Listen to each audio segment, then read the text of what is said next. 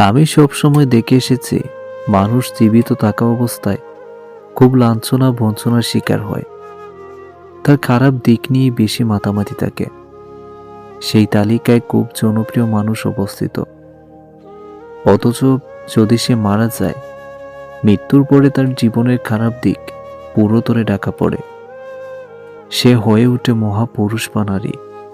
তখন মানুষ যেভাবে হুমড়িকে সম্মান করে, সেটা যদি সে জীবিত থেকে দেখে যেত, কতই না খুশি হতো।